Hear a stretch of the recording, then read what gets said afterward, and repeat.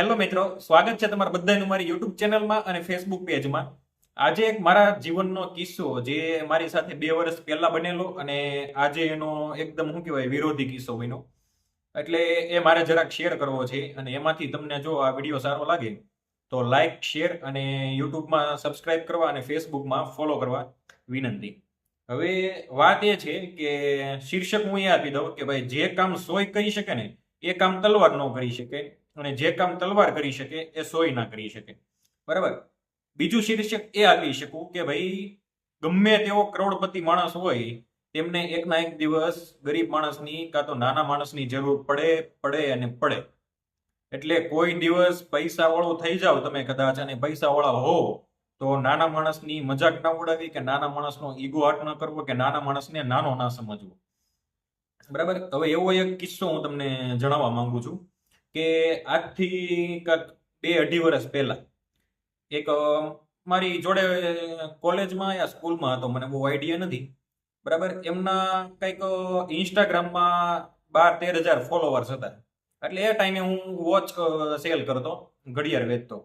એટલે મારા ઇન્સ્ટાગ્રામમાં કંઈક 150 અને 190 એવા કંઈક ફોલોવર હતા. એટલે મેં એને જસ્ટ રિક્વેસ્ટ કરી કે ભાઈ તારે જે કંઈ પૈસા થાય એ લઈ લેજે, પણ તું મને તારા ઇન્સ્ટાગ્રામ પેજમાં પેડ પ્રમોશન કરી દે. એટલે મારી કોઈ પણ વસ્તુ હોય તો એની રીલ તું તારા ઇન્સ્ટાગ્રામ પેજમાં મૂકી દે. એટલે બહુ આમ એની જાતને મોટો સમજતો હતો, સમજ્યા. એને એમ હતું કે હું કંઈક કંઈક છું એમ. એટલે એને એમ કીધું કે ના ભાઈ ના, તારું કામ નહીં થાય એમ.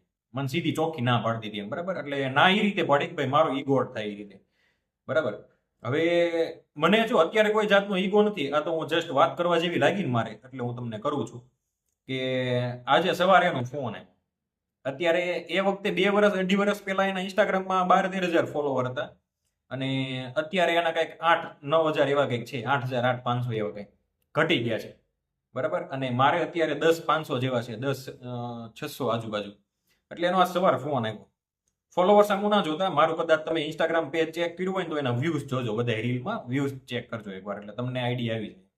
આપણને કોઈ ઈગો નથી કે કોઈ મોટપ નથી, આ તો જસ્ટ એનું મને આમ લાગ્યું ને કેવા જેવું, એટલે હું તમને કહું છું કે એ માણસનો સવાર ફોન આવ્યો કે ભાઈ તારા ઇન્સ્ટાગ્રામ પેજમાં એને કંઈક શોપ કરી છે કપડાની, તો એ કે તારા ઇન્સ્ટાગ્રામ પેજમાં મારા કપડાની રીલ મેં બનાવી છે તો તારા ઇન્સ્ટાગ્રામ પેજમાં પોસ્ટ કરે એમ.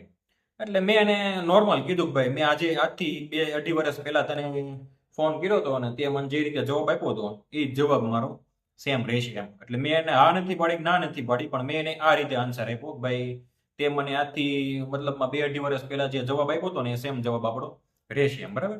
એટલે એને કીધું વાંધો નહીં, સારું એમ. બરાબર. કઈ બોલ્યો નહીં બીજું કઈ.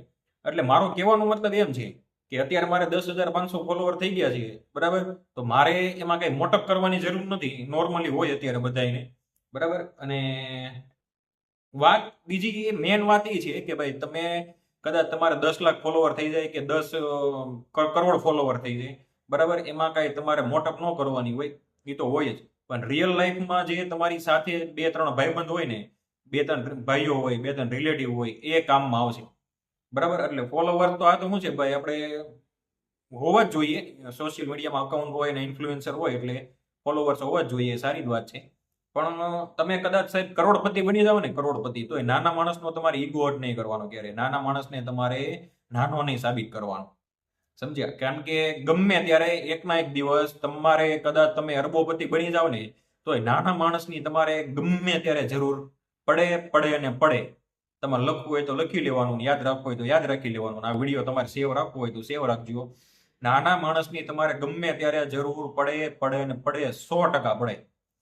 એટલે આ વાત યાદ રાખવી. તમે ગમે એટલા કરોડપતિ થઈ જાવ, ગમે એટલા અરબોપતિ થઈ જાવ, પણ તમારી જોડે જે રહેતા હોય, તમારી ભાઈબંધ હોય, ભાઈ હોય, કોઈ પણ હોય મતલબમાં, તો એમનો સાથ છોડવો નહીં, જો સારા હોય તો. બરાબર. હા, એ કેવું પડે, સારા ભાઈબંધ હોય તો ઠીક છે, બાકી તો આપણે આગળ કંઈ બોલવું નથી. અને ખાસ એ કે સમજો કે તમે 10 ભાઈઓ છો, બરાબર, કાકા બાપાના બધાય થઈને, એમાં તમે સદ્ધરમાં સદ્ધર તમે છો. બરાબર. વાત શાંતિથી સાંભળજો. 10 ભાઈઓમાં તમે સદ્ધરમાં સદ્ધર છો અને તમારો ભાઈ, બરાબર, એને 3 ટાઈમ ખાવાના ફાફા પડે છે, તો તમારે એની મદદ કરવી. બરાબર. કરવી હોય તો આ તો હું કહું છું કરવી હોય તો તમારે એની મદદ કરવાની. બાકી ગામમાં મંદિર બનતું હોય ત્યાં તમે 10, 15, 50 લાખ રૂપિયા આપો અને તમારો ભાઈ જો ભૂખ્યો સૂતો હોય રાત્રે, તો એ તમારા 50 લાખ એકદમ વ્યર્થ ગણાશે. એમાં એક રૂપિયો તમારો ગણાશે નહીં. બરાબર. આ તો શું છે અત્યારે ગામમાં ઓલી સિસ્ટમ સ્કેમ કયો કે સ્કીમ કયો જે કયો એ ગામમાં સ્કીમ હોય કે ભાઈ આ મંદિર બનતું હોય ને, સમજો તમારા ગામમાં કોઈ પણ મંદિર બને છે, બરાબર, તો ત્યાં તમારે 20,000 રૂપિયા દાન કરવા છે. બરાબર. પણ નિયમ એવો છે ભાઈ 22,000 રૂપિયા તમે કરાવો ને, દાન આપો ને, તો તકતી ઉપર તમારું નામ આવે. તમારે 20,000 તો તમારે કરવાના જ હતા.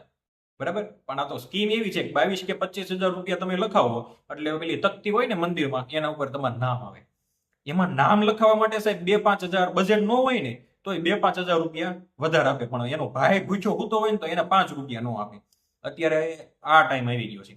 બરાબર. એટલે મદદ તમારે કરવી જોઈએ તો તમારા ભાઈઓની કરો, તમારા સગા સંબંધીનો કરો, તમારા મિત્રોની કરો.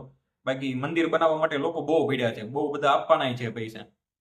આપણે વિરોધ નથી, મંદિર બને એમાં આપણે વિરોધ નથી, હું સનાતની જ છું. પણ વાત એ છે કે ભાઈ મદદની જરૂર જ્યાં હોય ને ત્યાં કરો. કેમ કે એ માણસ તમને ગમે ત્યારે કામ આવશે. સમજ્યા?